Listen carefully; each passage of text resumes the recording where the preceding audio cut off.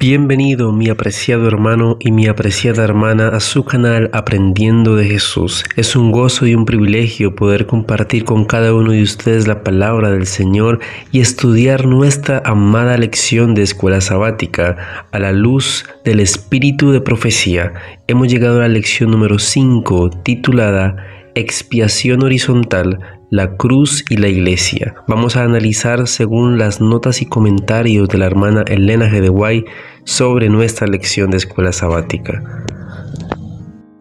Les invitamos también a que se suscriban a nuestro canal y que podamos juntos crecer para la honra y gloria de nuestro Dios. Compartan, mis apreciados hermanos, este video con sus amigos, familiares y todos sus contactos para que podamos predicar el Evangelio por medio de estas herramientas que son muy importantes para expandir la obra del Señor. Vamos a orar para comenzar, sin antes decirles que oramos por cada uno de sus pedidos de oración. Así que este es el momento para que comenten allí y puedan dejarnos sus pensamientos, sus comentarios y los pedidos de oración. Oremos. Padre Santo que estás en el cielo, gracias te damos, Señor, por tus bendiciones y por tus cuidados. En este momento, Dios, que nos disponemos a estudiar tu palabra, bendícenos, Señor, con un espíritu de sabiduría y entendimiento, para que cada palabra y cada mensaje sea de hecho para nuestra vida y podamos fortalecernos espiritualmente. Gracias por todas las personas que están con nosotros y que deseamos juntos aprender de Jesús. En el nombre de tu Hijo amado Cristo Jesús. Amén. Sábado 22 de julio. Expiación horizontal, la cruz y la iglesia. Dios escogió a Israel para que revelase su carácter a los hombres. Deseaba que fuesen como manantiales de salvación en el mundo. Se les encomendaron los oráculos del cielo, la revelación de la voluntad de Dios.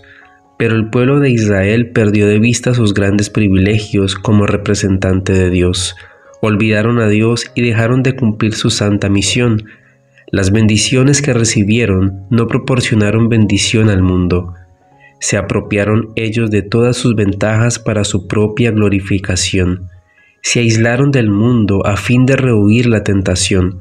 Las restricciones que Dios había impuesto a su asociación con los idólatras para impedir que se formasen a las prácticas de los paganos, las usaban para edificar una muralla de separación entre ellos y todas las demás naciones. Privaron a Dios del servicio que requería de ellos y privaron a sus semejantes de dirección religiosa y de un ejemplo santo. Los Hechos de los Apóstoles, páginas 12 y 13. Avanzando por la fe, Pablo trabajaba incesantemente por la edificación del reino de Dios entre aquellos que habían sido descuidados por los maestros de Israel. Exaltaba constantemente a Cristo Jesús como Rey de Reyes y Señor de Señores, y exhortaba a los que creían a ser arraigados y sobreedificados en Él y confirmados en la fe. Primera de Timoteo 6:15, Colosenses 2:7. Para los que creen, Cristo es un fundamento seguro. Sobre esta piedra viva pueden edificar igualmente judíos y gentiles. Es bastante ancho para todos y bastante fuerte para sostener el peso y la carga de todo el mundo. Este es un hecho claramente reconocido por Pablo mismo. En los días finales de su ministerio, cuando al dirigirse a un grupo de gentiles creyentes que habían permanecido firmes en su amor a la verdad del Evangelio, el apóstol escribió que estaban edificados sobre el fundamento de los apóstoles y profetas, siendo la principal piedra del ángulo Jesucristo mismo. Efesios 2:19 y 20. Los Hechos de los Apóstoles, página 142. Vine a este país con cierta aprensión, por lo mucho que había oído de las peculiaridades de las diferentes naciones europeas y de los medios que debían usarse para alcanzarlas. Pero la sabiduría divina se les promete a los que sienten su necesidad de ella y la piden. Dios es quien puede traer a la gente al punto en que quiera recibir la verdad. Dejad que el Señor tome posesión de las mentes para moldearlas como el alfarero moldea la arcilla, y las diferencias desaparecerán. Hermanos, mirad a Cristo, imitad sus modales y su espíritu. Luego no os será difícil alcanzar a las diferentes clases de personas. No tenemos 6 modelos para imitar, ni tampoco 5, sino solo uno, Cristo Jesús. Si los hermanos italianos, franceses y alemanes se esfuerzan en parecerse, colocarán sus pies sobre el mismo fundamento, el de la verdad.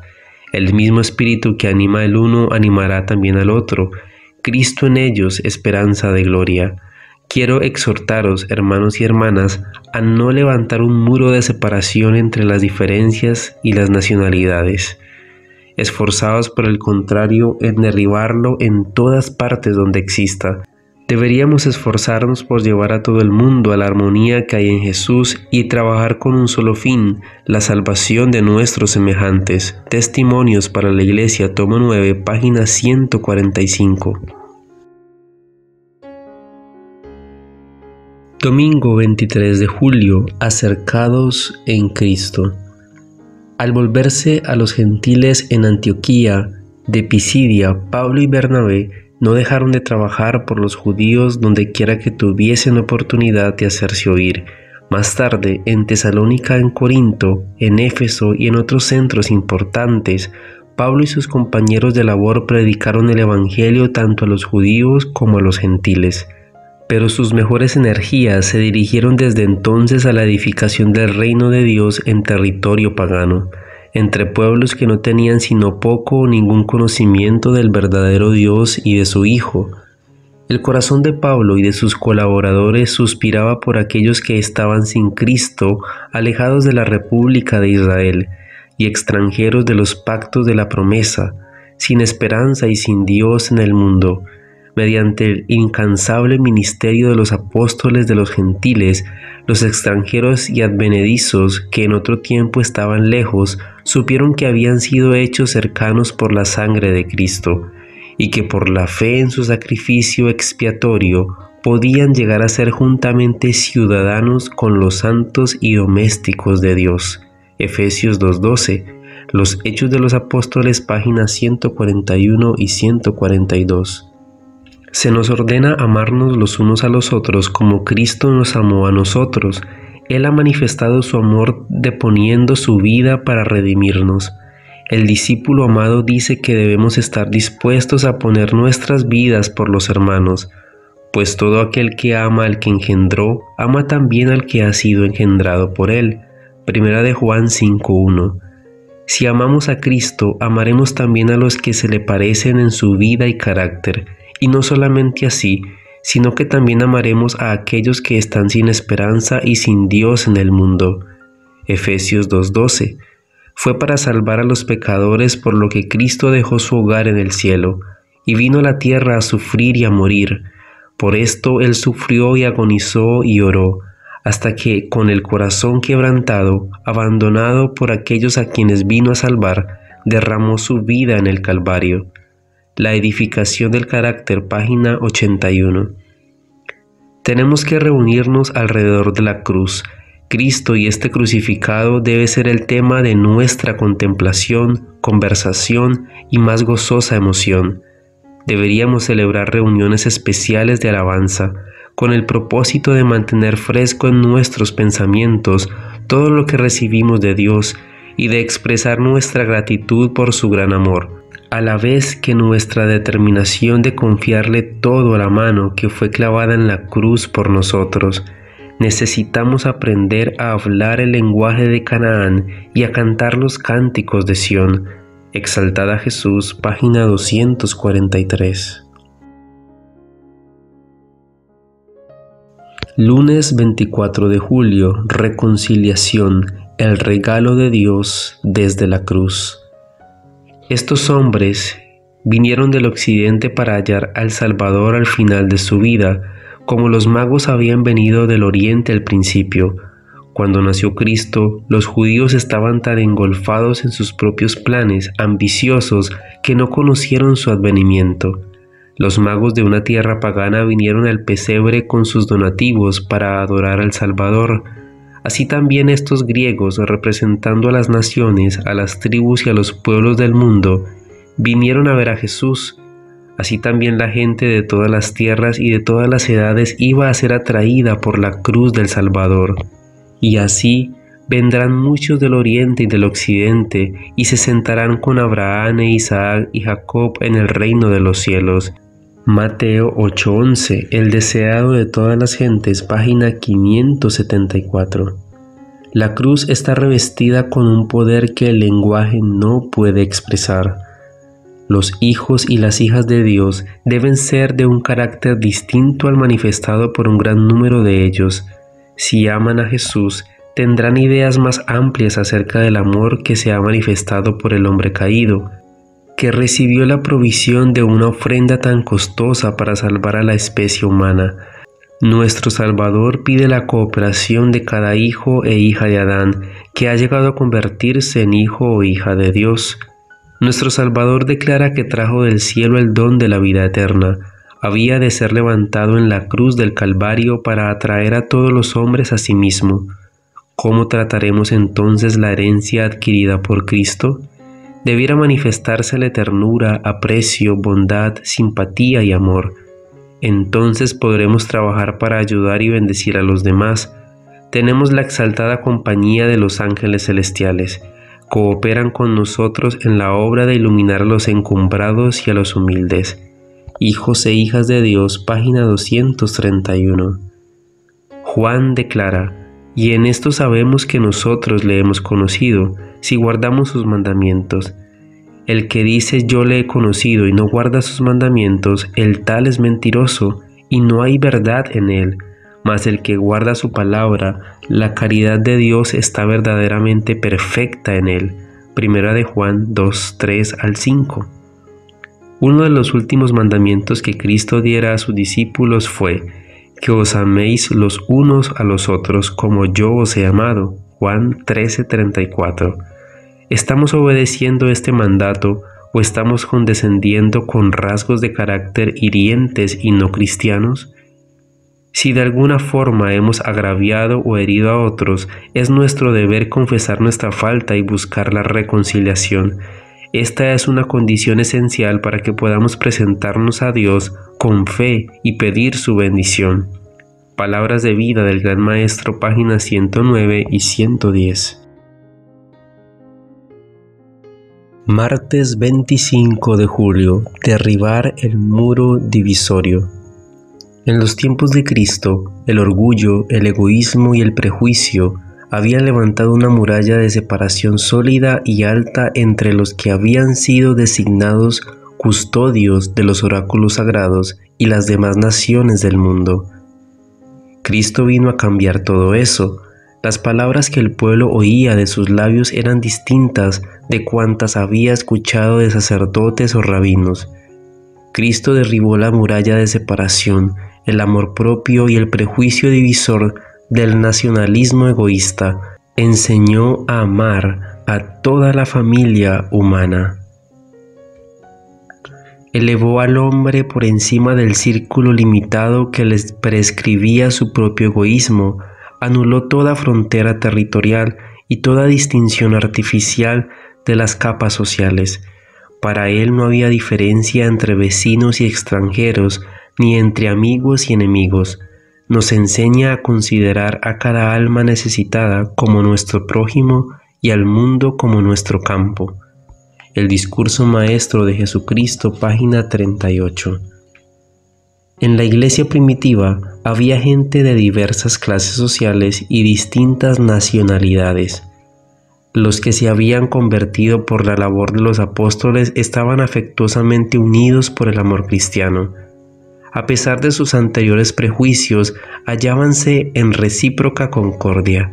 Sabía Satanás que mientras durase aquella unión no podría impedir el progreso de la verdad evangélica, y procuró prevalerse de los antiguos modos de pensar, con la esperanza de introducir así en la iglesia elementos de discordia. Sucedió que, habiendo crecido el número de discípulos, logró Satanás despertar las sospechas de algunos que anteriormente habían tenido la costumbre de mirar con envidia a sus correligionarios y de señalar faltas en sus jefes espirituales. Así hubo murmuración de los helenistas contra los hebreos, Los Hechos de los Apóstoles, página 72. Por mucho que una persona pretenda tener conocimiento y sabiduría, a menos que actúe bajo la dirección del Espíritu Santo, será muy ignorante de las cosas espirituales.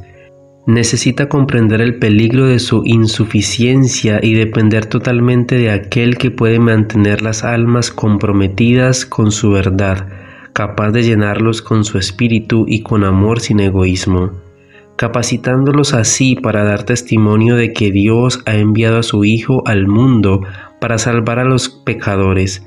Los que se han convertido auténticamente trabajarán juntos con unidad cristiana. Que no haya división en la Iglesia de Dios, que no se ejerza autoridad indebida sobre los que aceptan la verdad. La mansedumbre de Cristo debe aparecer en todo lo que se diga y se haga. Testimonios para la Iglesia, tomo 9, página 118. Miércoles 26 de julio. Jesús, predicador de la paz.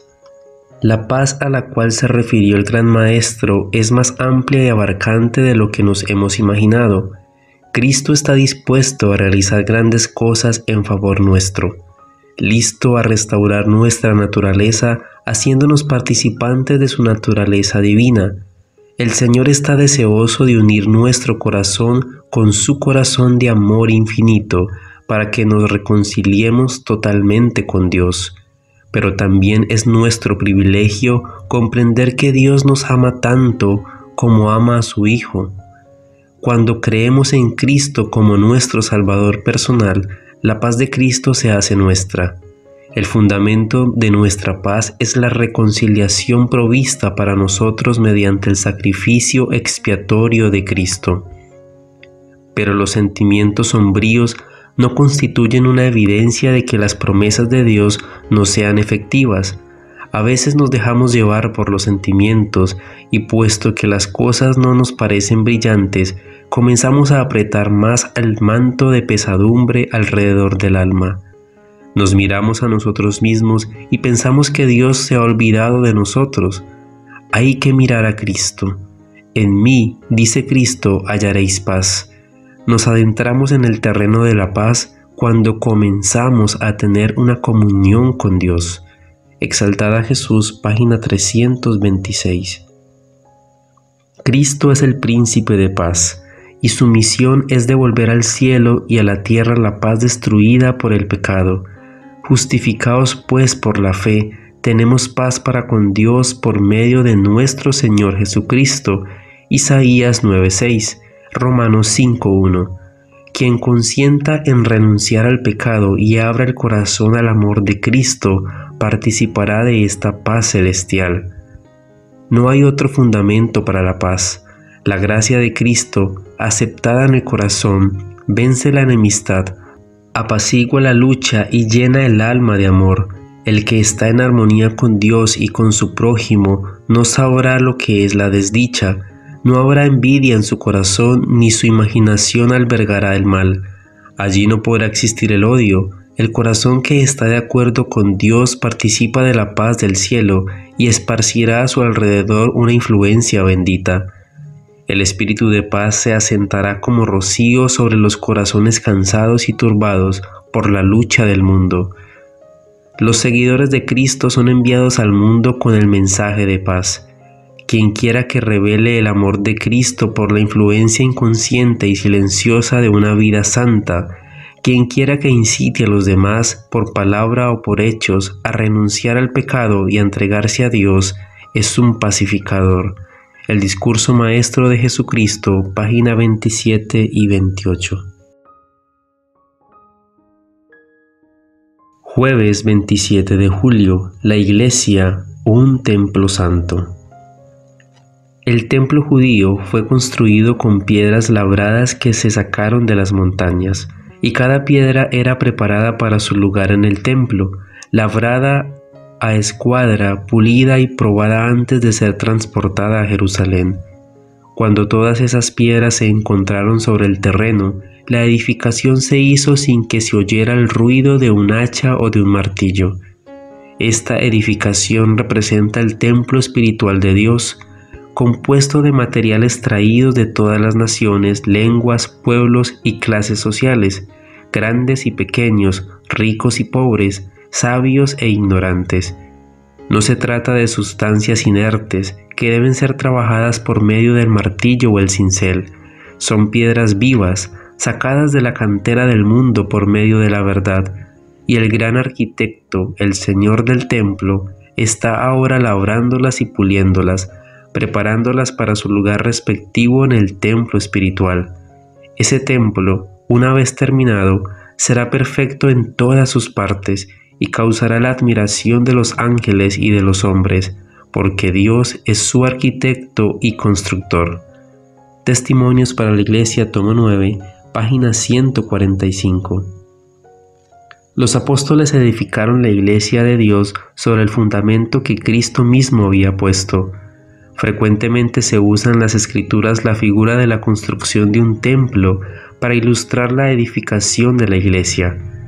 Zacarías señaló a Cristo como el pimpollo que debía edificar el templo del Señor. Habla de los gentiles como colaboradores en la obra, y los que están lejos vendrán y edificarán en el templo de Jehová. E Isaías declara: los hijos de los extranjeros edificarán sus muros.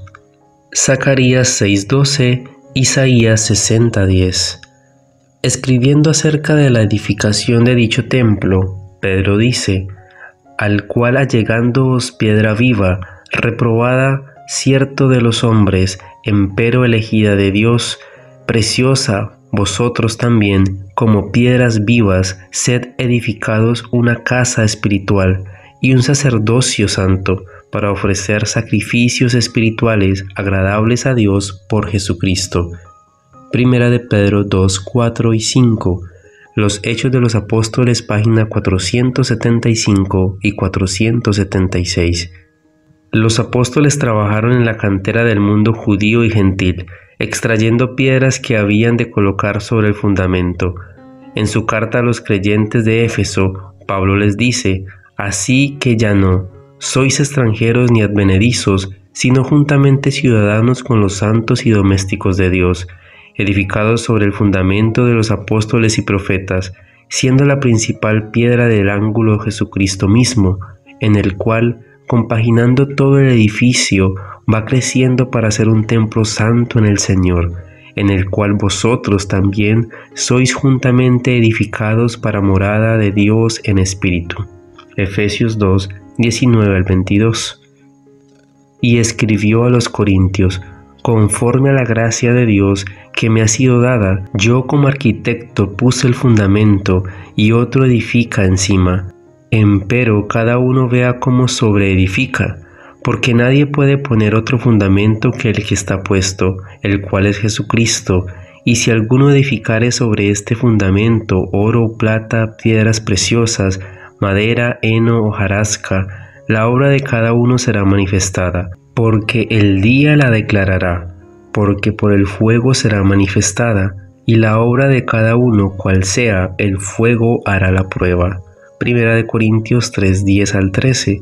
Los Hechos de los Apóstoles, página 476. Viernes 28 de julio, para estudiar y meditar. Matutina Nuestra elevada vocación, 22 de junio. Honrados sean los pacificadores, página 181. Bienaventurados los pacificadores, porque ellos serán llamados hijos de Dios. Mateo 5:9. Pacificadores, qué tesoro es el pacificador en la familia, qué bendición en la iglesia. Los pacificadores pueden ser tentados, pero su vida está oculta con Cristo en Dios. Ellos contemplan a Jesús, copian su modelo, reciben la paz que Cristo da. La verdadera naturaleza de nuestra religión no se encuentra en la posición que ocupamos, sino en el espíritu suave, en la mansedumbre y en la paz que manifestamos. Nuestra religión se manifiesta en el círculo del hogar, mediante la atmósfera que rodea al alma y que proporciona felicidad a la familia. Los verdaderos cristianos no hablarán de una manera trivial. En el círculo familiar del hogar harán servicios de amor y manifestarán una cortesía cristiana. Estos servicios pueden parecer cosas comunes, pero el universo del cielo se interesará en la conducta consecuente de aquellos que procuran beneficiar a otros. Es no solo nuestro privilegio, sino nuestro deber cultivar la mansedumbre para que la paz de Cristo esté en el corazón y como pacificadores y seguidores de Cristo sembrar una preciosa semilla que producirá una cosecha para la vida eterna. Los profesos seguidores de Cristo pueden poseer muchas cualidades buenas y útiles, pero su carácter queda muy deformado por un temperamento falto de bondad, displicente y juzgador. El esposo o la esposa que abriga sospecha y desconfianza crea disensión y dificultades en el hogar.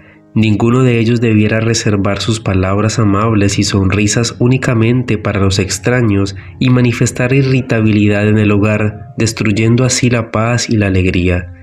Únicamente la semejanza con Cristo puesta en práctica puede hacer que una persona sea pacificadora en el hogar, en la iglesia, en el vecindario y en el mundo. La religión es una santificación práctica.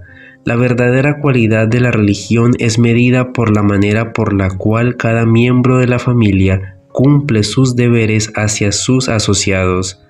Aprended la lección preciosa de ser pacificadores en la vida de vuestro hogar.